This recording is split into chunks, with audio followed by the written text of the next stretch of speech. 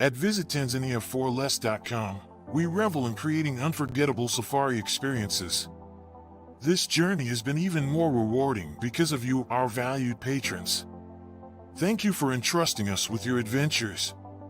For those still planning, get ready to immerse in the awe-inspiring landscapes of Tanzania at fantastic rates.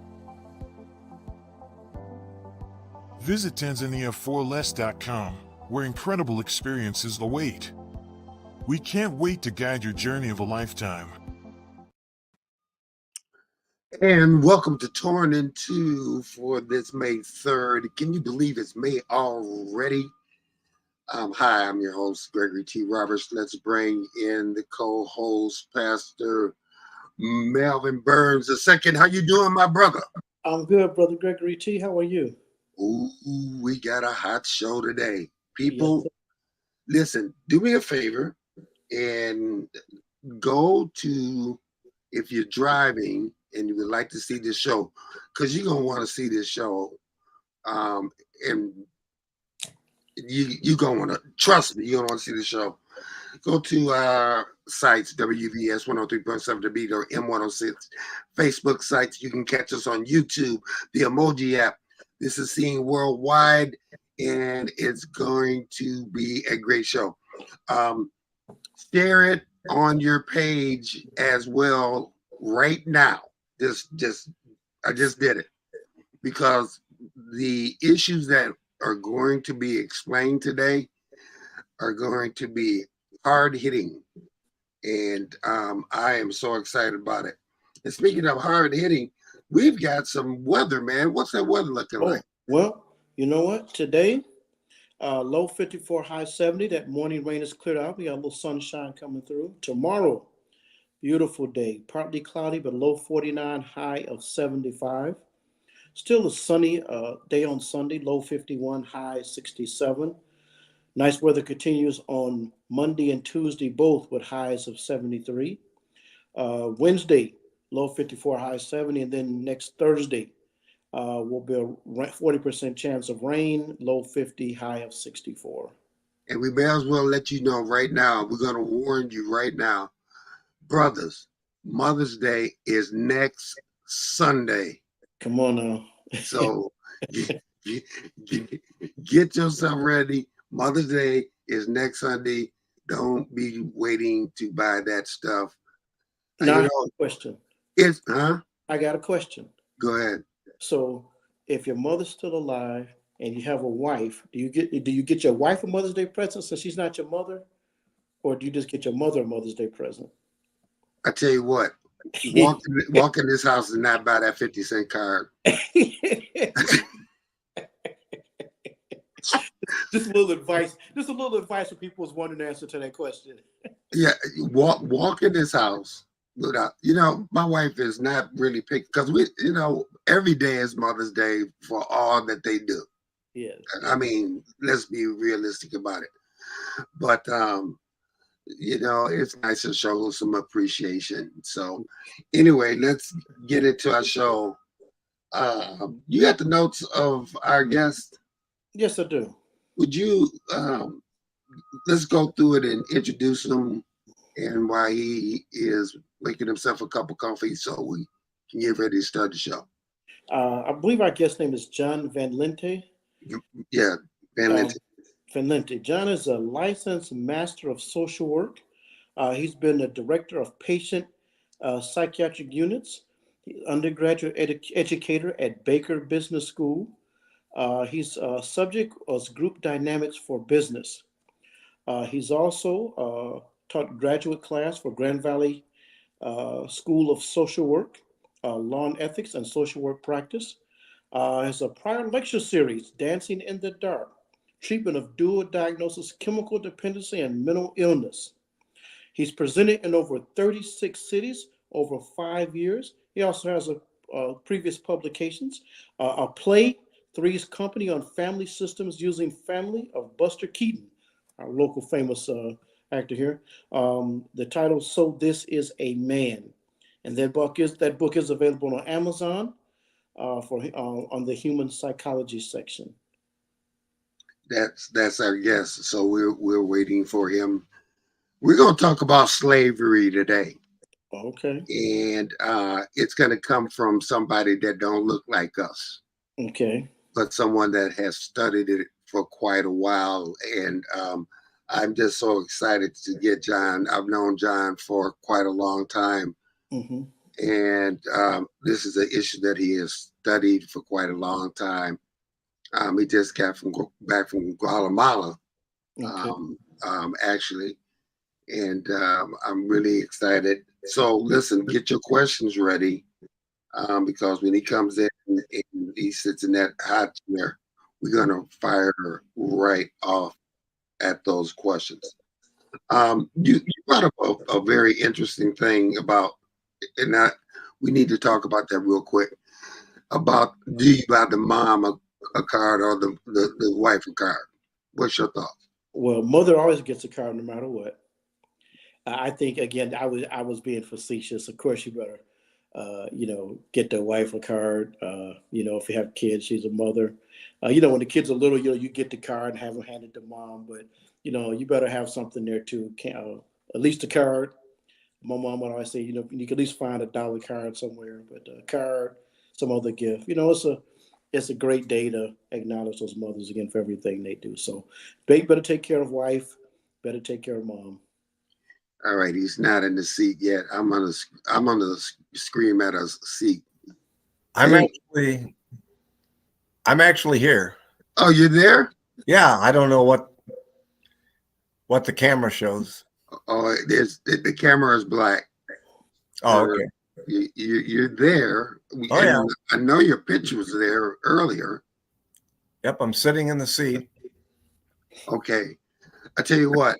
Why don't you reset up on the feed again? Hey, this just happens on. This is live radio and a podcast thing happened. So Right. we're gonna take you off the screen, reboot, and sign in again. Okay. So hey, these things happen.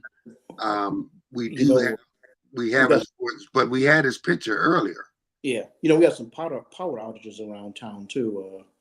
I know Seaway Drive, south of Muskegon Heights, and Henry, south of about Summit. Okay. While we're waiting on John to reboot and reset, give us an update on the water situation in Muskegon Heights. Oh, well, hey, drink it. It's good. And thanks for giving me the opportunity last week. But things are, as I reported I don't know if it came on Friday, all the tests come back negative for harmful bacteria. I believe as of around 2 o'clock last Saturday, the boil water advisory was off. You can resume every activity with city water like you did prior to the what happened on the 24th. All right. All right, listen, we're going to see if John is back there. If not, we'll just have to go with voice. John, are you there? I'm here. Can you hear me? Yeah, we can see you. We just can't. We can hear you, but we can't see you. Okay. Well, I'm not the best to be seen anyhow. So if we want to get started, let's get started. Let's get into this. We introduce you. Put your hands together for Mr. John Van Lente, my buddy. The black screen. The picture did work earlier, but sorry it didn't work. Sir, I asked you a question before we got on. Yes, sir. I said, if you could title this show, what would you title the show? And you said what? The Psychology of Slavery. Okay. Let's go dive into this. Okay. Okay. The psychology of slavery. Yep. Let me give you a premise. Please. 400 years of an economy that only worked because you could get a free product called a human being. 12 million human beings were taken. 10 million survived and were sold for a profit. And that was what made American capitalism work.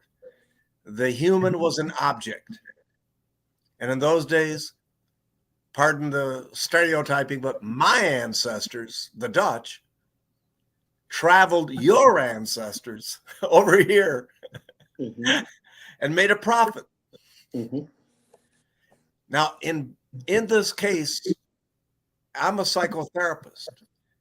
That makes objects of both the slave and the master.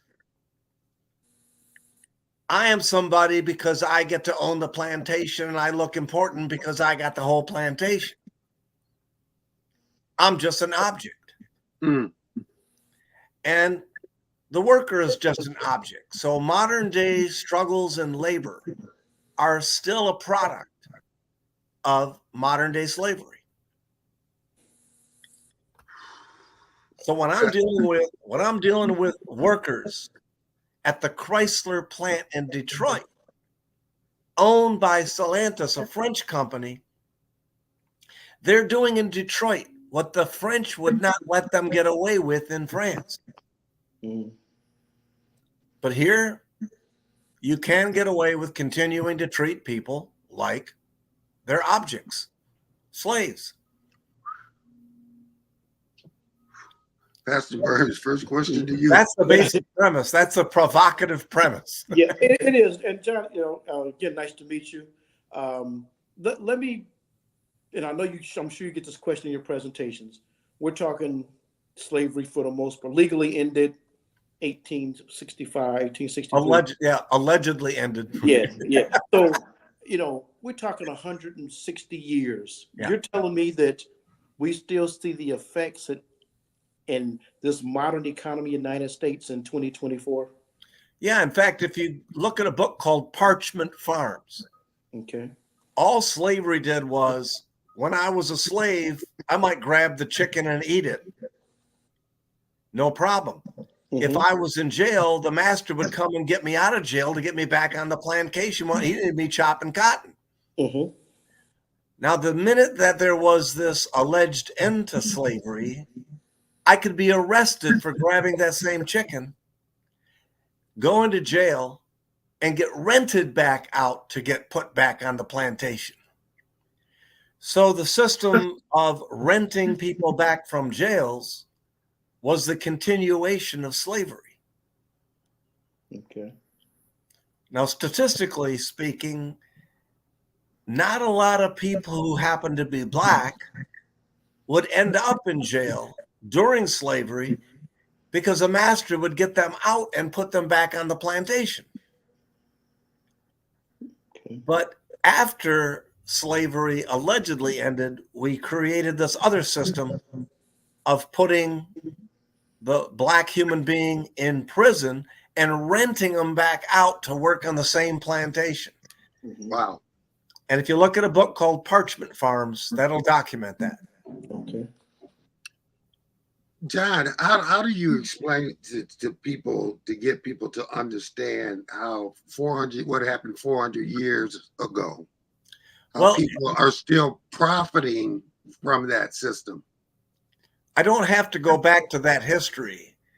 In people telling me what's a struggle in their personal life, somewhere in that process, they're going to be talking about what they are rather than who they are. For instance. And I want to raise the consciousness that we're here to transform them from a what to a who. The spirit of who you are. That's Burns. Okay, well, just good stuff. So you talk about that idea of raising the consciousness. How do we do this? Start with people's hurt and their pain and their anger and their frustration. Okay. First, respect what hurts. Respect where it hurts. What do you say to people that happened 400 years ago and it's over and get over it? Yeah, I know. That kind of rhetoric. I guess what would I say to that? I would say, all right, how well has that worked for you in the past? Has it really helped when people just said, get over it? Okay, thanks. But So yeah, I hear that rhetoric, and I'm saying, no, I will never look at somebody and say, just get over it. What are some of the other things that you hear out there that are preposterous? Oh, things will get better. It'll be better. It's always a little worse before. It's always a little rain before, a storm before the sunshine. All this rhetoric, throwing words at people. Mm-hmm. That's not empathy. That's not compassion. We have to be willing to step into the misery with people and absorb their pain and their misery. Mm, mm, You know? that's Burns. John, you talk about the prison system and how we see that mentality of slavery played out. Can Yeah. you maybe share from some other institutions, education, religion, Yeah. other institutions where we see that same sort of mindset that's been pervasive throughout our country? Well, I mean, if we take a look at churches, they're Mm-hmm. always looking at counting the heads, Mm-hmm. the people, and school systems. You've got so many classes to finish, and you got to get this minimum number in order to get this credit, in order to go to the next level. Mm-hmm. And it's more like, did I sit in the right spot long enough and turn in the minimum work to get through this system? Mm-hmm. Put a cap on my head and I can march. Mm-hmm. All right. Now I've met the minimum qualifications to fill a spot somewhere. Yeah. And that can be tough. That can be kind of hard, because what about the kid that's got a few questions? Mm-hmm. Should we ever ask why? How come? And you have a book out currently, and it's on Amazon. Talk about So This Is Man. Talk about a little bit about that book. Yeah, I worked on that book when I started when I moved to Guatemala. I was allegedly retiring, and I was gonna focus on this book. The key point in So This Is Man is all of our Western psychology comes from what? Sigmund Freud, Eric Fromm. Mm-hmm. These people were only around for, within the last 100 years. Mm-hmm. Now, we know we can't explain human psychology that way. I wanted to take it back to early tribal cultures and evolution. Mm-hmm. And I wanted to take it from a world view. I wanted to take a look at who we call Native Americans. I wanted to look at tribes here, tribes in Africa, early tribes in Asia, and abstract out some of those concepts and tribal functions to help explain who we are. And so I called it So This Is Man. That we as human beings are a little more complicated than what Sigmund Freud explained, and than what Eric Fromm explained, or John Bowlby. I get into all of them because then I work my way through from tribal functions and cultural anthropology into the more modern psychologies, like Sigmund Freud, Eric Fromm, John Bowlby, just to mention a few names. Mm-hmm. And I want to bring it forward. And so that's kind of what that book is. So This Is Man is to help people get into the depth. And we know as humans, we come from many different tribal backgrounds. Mm-hmm. I come from a very Northern European, white and violent background that evolved out of the North, survived, and I ended up having white skin so I could probably be camouflaged in a snowstorm. Like I could hide from a wolf. I don't know. Hey, John. Now, you have a book out that goes deeper into the human psychology, this whole thing. But let's break this down. Let's break it down, because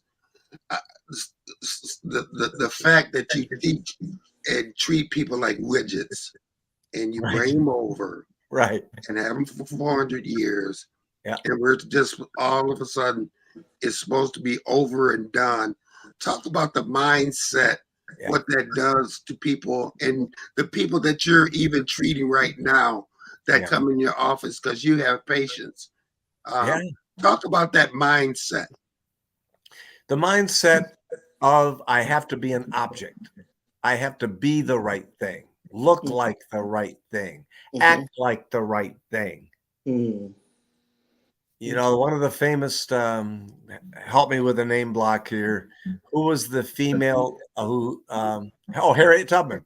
So Harriet Tubman had a famous quote. I would have freed more slaves had they known they were slaves. And so that's what psychotherapy is all about. Wow. Yeah. People feel hurt, they feel pain, but they haven't yet connected it to feeling like they're an object and they're being treated like an object. So you're saying in America right now today, people don't understand or people don't know that they're an object. They're not conscious of that's where the pain comes from. John, why is it, help me with why is it so hard? Everybody has some pain in their life somewhere. Yes. Why is it so hard for us to empathize with other people? Well, all right. So if I'm going to empathize with you, Pastor Burns, I have to have a heart of willingness to absorb the pain and not think I'm the object of a therapist who's supposed to give you an answer. Okay. So first, I have to remove myself from being the psychobabble expert. Okay. Who's supposed to somehow give you the answer of how to live. Yeah. And we can just hurt together. So is that kind of what's kind of come people we come to therapists and say, okay, I need you to give me my 6 steps, my quick fixes so I can go. Right. Right. Yeah. I want to push this button. Boom, boom, boom. And you know what? Insurance companies say the same thing. Yeah. They get 6 sessions. Yeah. Yeah. They do that. We were talking about, people, how people, this is not one of those sexy issues that people don't want to talk or they want to run from. Yeah. And in this country, we spend too much time running from issues that may be a little, the things, the rhetoric that we hear is that I didn't do it. Yeah. I didn't do it. That was a long time ago.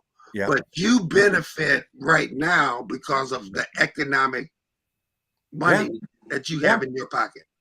Oh, yeah. Let's go to Houston, Texas. Michael Anthony Smith said, in other words, listen. Thank you. So with Michael Anthony Smith saying that, why is it that is people do not listen intently? I mean, why it does not soak in that something 400 years still applies today? Well, listening itself, what a great word, because I can't just hear words. Listening means I actually absorb the concept. And one of the first things we teach our student therapists is how to give primary level accurate empathy, how to repeat back to the client enough of what they said so they really know what they were saying was heard.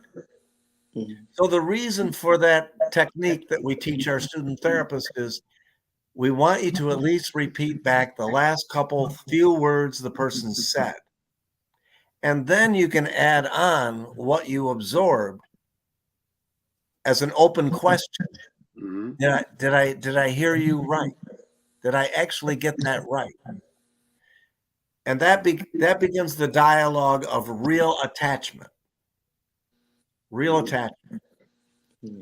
Let's go back to Houston. It's a real connection. A real connection. Houston, Texas. Michael Anthony Smith said yes. He agrees with what you're saying.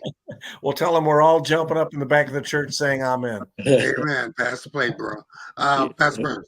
Yeah, John. Let's go back and let's the things you talk about, the empathizing and listening, and put that in the context of we talk about the effects of slavery. It Yeah. Contextualize for me how somebody white doesn't understand that 2024, 2 generations removed, I still feel the effects of slavery.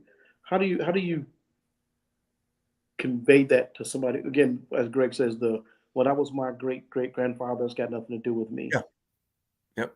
If they go out and look at a flock of birds, a bunch of squirrels on the ground, they're going to find that these groups may have some chitter chatter and conflict with one another. If they back that out and say, wait, the human animal did the same thing. I tended to congregate around a lot of other white animals. Okay. So, all right, part of that is nature. But eventually, by being next to one another, we started getting relaxed. We started seeing our common bonds, our common characteristics, and we started to integrate. Okay. And so once we can confess our nervousness about being different, we're one step closer. Well, if we can be honest about our feeling of difference, then we can take a step closer to integrating. Mm-hmm. So we don't want people to deny that they are separate or different. We want them to embrace it. Mm-hmm. Mm-hmm. So John, let me ask you this question: in the current world as we speak in this country, Mm-hmm. and politics has played a role lately where that empathy has just gone out of the window. Would you agree or disagree? Well, it's like, depends which way, who's showing the camera. Are we in a period of less human empathy? I actually do feel that. Now, it's kind of weird, but coming back from Guatemala and coming back to the United States, I just don't feel that people here are as personal. Mm. They don't feel quite as personal or connected. Now, and I hate to sound stereotypical, but I find that to be more true among white people who I think are further removed from their experience as an extended family or as part of a tribe. Mm-hmm. And even when I was a kid growing up, I lived on one hill with my 9 brothers and sisters. My grandparents were in the middle, and 12 cousins were over the next valley. So we still had that feeling of a tribe. Mm-hmm. We had that connectivity. When I went to high school, it was the new suburban white, well-off high school. I did not feel connected to those other students. Mm. They were from the new little white suburban families that had 2.5 kids per family, a 2-stall garage, I was still hitchhiking, jogging, and lucky to ride a bike. Okay. So we didn't have a lot in common. Okay. So there are those kind of divisions. At one time, like for instance, Holland, Michigan, where my father came from, and my mother for a while, the French Catholic were the servants. Mm-hmm. They were the servants of the Dutch Reform. Mm-hmm. So they had their own kind of division in that way. Mm-hmm. So what do we say today? We still have humans dividing, and absolutely you can't have a system for 400 years. You can't have it for 400 years. And when you add what Parchment Farms tell us, we're going until 1951 before, and even today, who are the majority of people who are in prison? Mm-hmm. Wow. What race or color are the majority of human beings in prison? But Wow. And can they be rented out for work? yes, they can. Yes, Okay. they can. Well, prison is a profit-making business. Mm-hmm. Now, does it really take? I mean, I've worked with people who are in prison, and almost all of them tell me, well, probably I had pretty much corrected everything that got me there within 3 to 4 years. Mm. And how long were you there? 10 to 15. Mm. Now we got a whole nother problem. How to adjust, quote, in the free world. Mm-hmm. Listen, we're watching and listening to Torn to Twos at the bottom of the hour. Yep. We're gonna get ready for a break. John, check and see if you accidentally turned off your camera. This is Torn to Two. We're gonna take a break and we'll be back in a second. Okay, I'm going to turn off and then try to come back in. All right. Thank you. Yeah. Let's go to commercial break.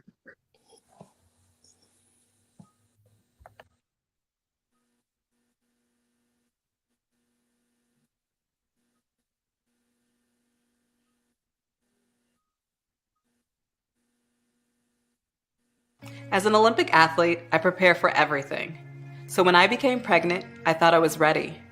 But at 32 weeks, I was diagnosed with severe preeclampsia and had an emergency C-section. Looking back, had I known the warning signs, I would have talked to my doctor sooner. Too many women die of pregnancy-related complications, and most are preventable. If you or someone you know is pregnant or recently had a baby, learn the warning signs. It could help save her life. Hear her. At visittanzania4less.com, we revel in creating unforgettable safari experiences. This journey has been even more rewarding because of you, our valued patrons. Thank you for entrusting us with your adventures. For those still planning, get ready to immerse in the awe-inspiring landscapes of Tanzania at fantastic rates. Visit Tanzania4less.com, where incredible experiences await. We can't wait to guide your journey of a lifetime. The wait is over. The all-new Umoja Radio Network, home to over 40 black-owned radio stations and podcasts, is here for you. Connect to the world's fastest-growing collection of unapologetically black and proud media, from podcasts to independent black-owned radio stations, and access to the important news and music you need. Umoja Radio is from our culture, by our culture, for our culture. The all-new Umoja Radio is available right now on Google Play and the Apple Store. Join the movement. Be empowered. And welcome back to Torn to Two. And I think we got him. There he is. All right. There he is. Okay. That is a miracle. Yeah, we just needed to get you Yes. back. Okay, so let's get back in the conversation. So for 400 years, you and I were talking about this. People continue to be treated like widgets. We talked about you and I talked about a lot of things, Right. but let's go to how people don't understand. Let's go in that first. Mhm. That the identity crisis of us truly not knowing who we are, Yeah. because of where we were taken from. Yeah. Yeah. Your thoughts? Well, I shared with you earlier, I know the story of the Van Lente. I know we came from a village called Lente, and Van means that's where they come from, Van Lente. So I know that story. And it's kind of sad when people go, well, all I know is somehow I got picked up off the Gold Coast of Africa and put on a ship for some reason. And here's part of the reason. All sailors know they have to follow the Gulf Stream. They have to follow the streams and the currents. Even if they're sailing in the ocean is a package of currents. And I'm a sailor, so I'm sorry about this talk. But so the current goes up from North America over toward Europe and then down to the north coast of Africa. And here was a problem. Those sailors didn't have anything profitable to pick up in Africa and sell in this new country. Well, they found something. They found a human being that could pick up for nothing and sell to not to factories, to plantations and make a profit. So it wasn't just the slave labor that made a profit.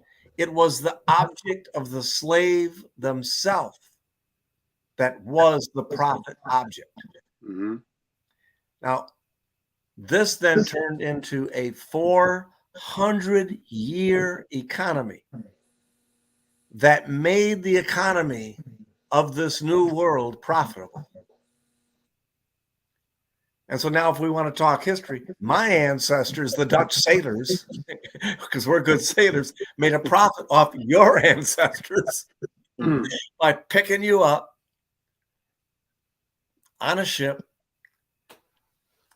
And we're not talking about a small number. 12 million human beings were taken. 10 million made it, and we know about 2 million jumped overboard and said, I'd rather be dead than be a slave. And here's one of the reasons. The only reason for you to bring all of us over there is wherever we're going, they have to be cannibals. A lot of slaves thought we're being taken to be eaten. Mm. We're not going to grow something for other people to eat. We're going to be eaten. So I'm sorry. I don't want to be eaten. I'd rather jump overboard and try to swim. The minute I saw the Caribbean, the minute I saw those islands. Or people were thrown over because they didn't have enough rations, and we won't even go there. Yeah, but right. I want to talk about us for a second.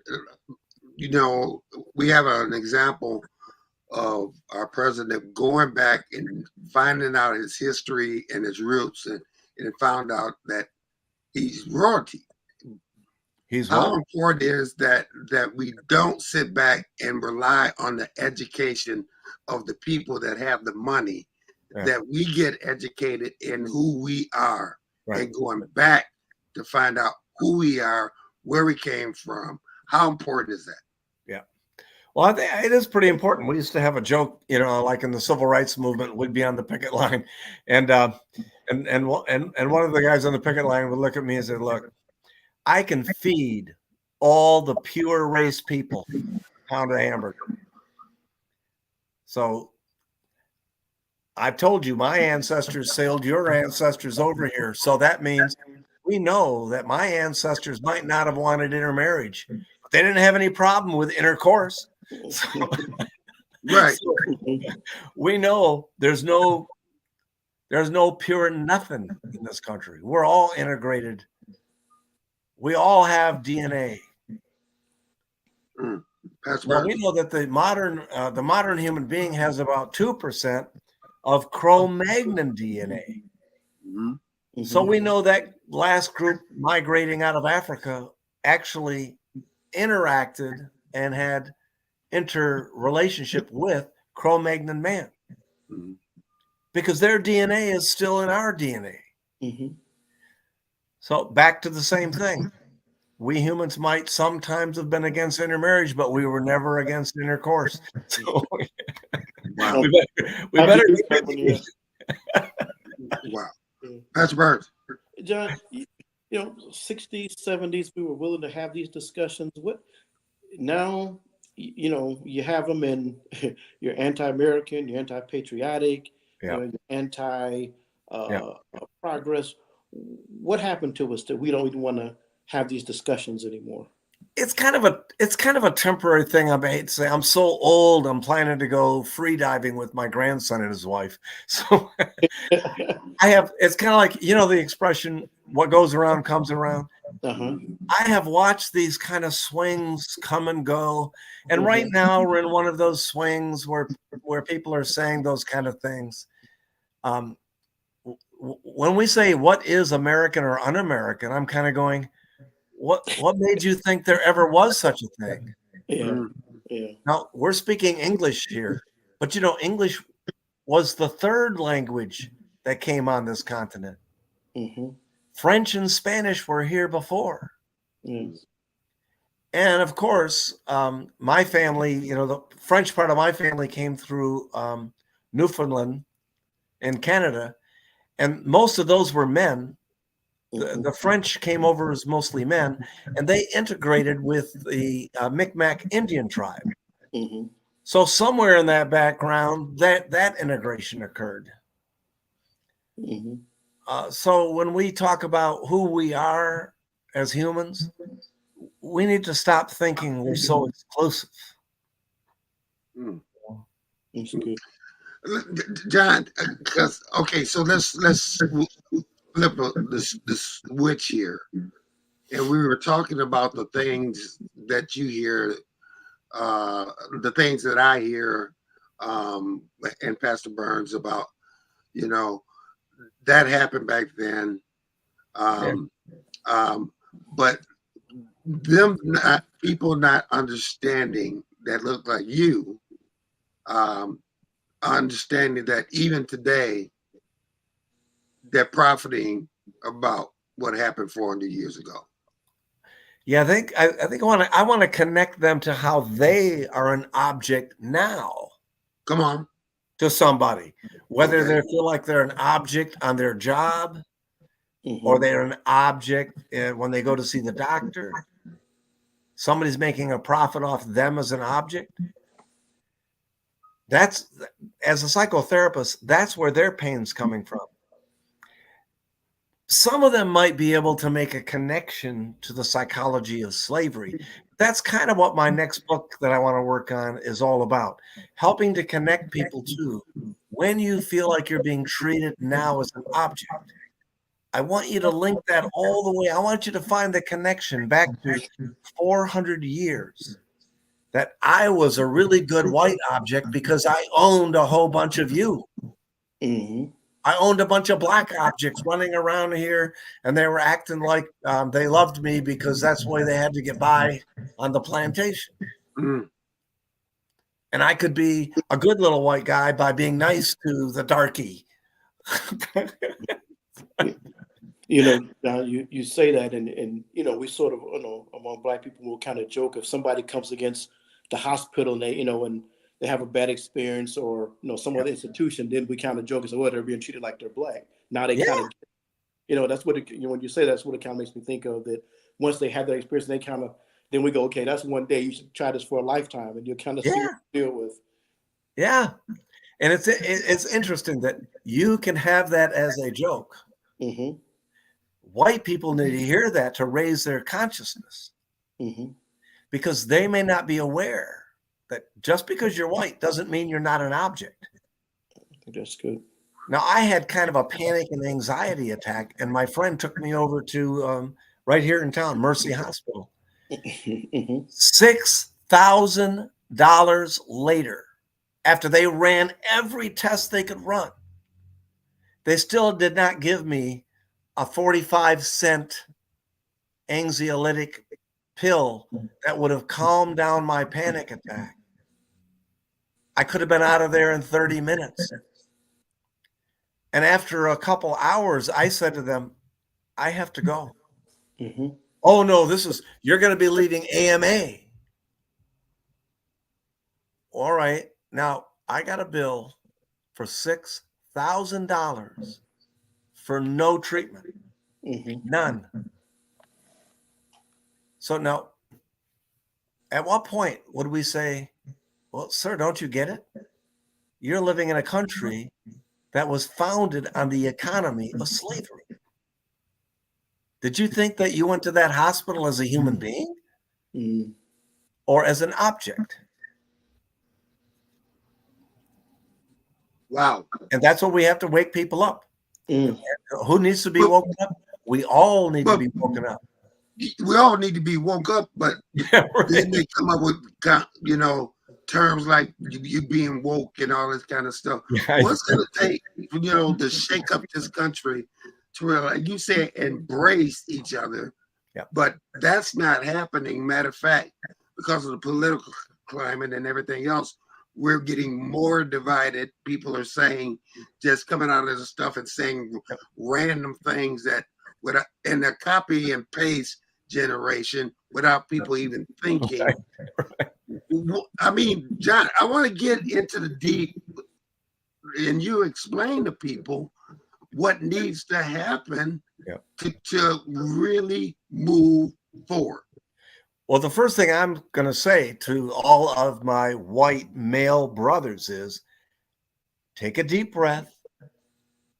You now are able to look around and count. I'm glad you can count. And you can see that you are the new minority. White males are not going to dominate the economy, the politics, or anything anymore. And it's scaring you. Don't be afraid of your own fear. Now, please say what you just said again, because they're doing everything to stay in the majority, but not anymore. It's first, you're getting a few people now who are showing publicly and trying to exploit the fear of a white male minority.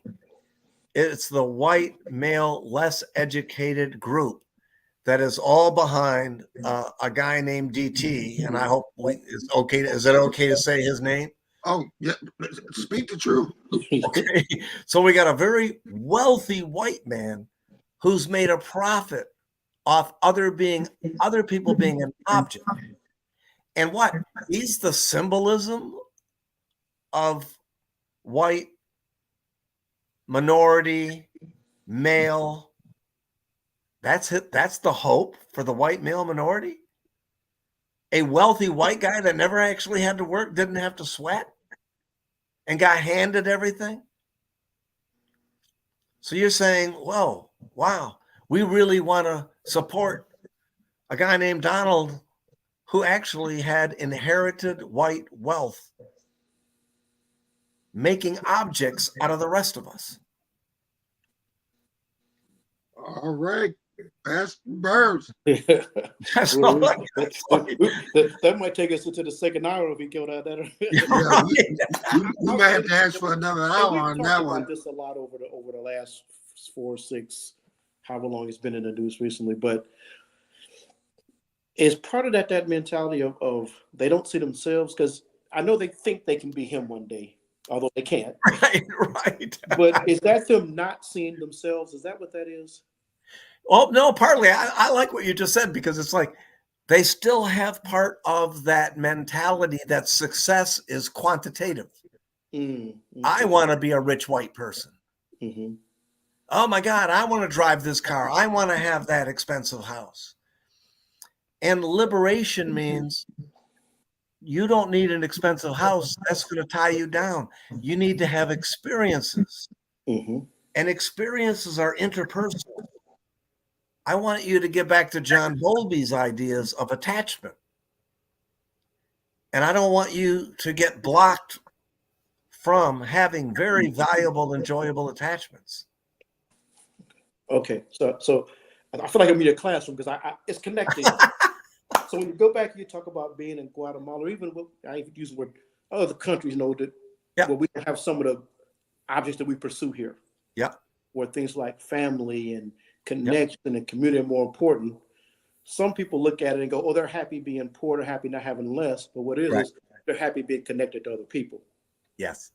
I feel like I just wrote my essay now. I feel good. I love it. They have attachment. I had one time I was at my house in Guatemala. Knock, knock, knock on the door. I went up, opened the gate. There were 2 little girls there about 8 years old that I knew from the community. And they said, our mothers told us to come over and talk to you. I said, oh, what'd they say? We know that Mama Jolie, my wife, Mama Jolie is sick and she might not live. And our moms told us to come over to tell you we will take care of you. So here were 2 girls that knew that I would be a single male with no family. And they were already saying, we will take care of you. Mm-hmm. We just want you to know that. Well, that's what I'm talking about. That's the feeling of village. That's where there's attachment. Mm-hmm. And we know that we've now again. I don't want to offend too many white people, but I feel that difference. I'm living in a neighborhood where I'm the current token. I'm the token white guy, but I feel more of a community in this neighborhood that was commonly called a ghetto in the past than I ever did when I was living way out in, the suburbs. Mm-hmm. Yeah. So there's, we know people who have suffered oppression also have to cling together to function. So they've had something called attachment they had to have. Now, the people that could afford it went further away and further away, and they lost one another. And that's part of the mental health struggle for a whole lot of white clients. Okay, well, let's talk about that mental health struggle first. Let's talk about your white clients, that things that are tied, but they don't know what is tied to, right? And you have to bring that. So let's talk about some of those things. So we have the biopsychosocial model. So we always have to take a look at anything biological because that's organic. Mm-hmm. So we will take a look at any kind of medical condition, physical condition, including the neurochemistry that might be out of control. Like major depressive disorder is a neurochemistry. Schizophrenia is a neurochemistry. Bipolar disorder is a subacute seizure. So all of that is still neurochemistry. So we want to address that when it exists. Then underneath that, we want to deal with the situation that's going on. What are the current situations that are happening in life? Financial stress is a primary situation in this country, especially. Mm-hmm. So what does psychotherapy do? In psychotherapy, I want to help people use how they think, how a person thinks, how they perceive. So we're actually helping to work on the thinking apparatus itself. Mm-hmm. How to hear, how to listen, how to question.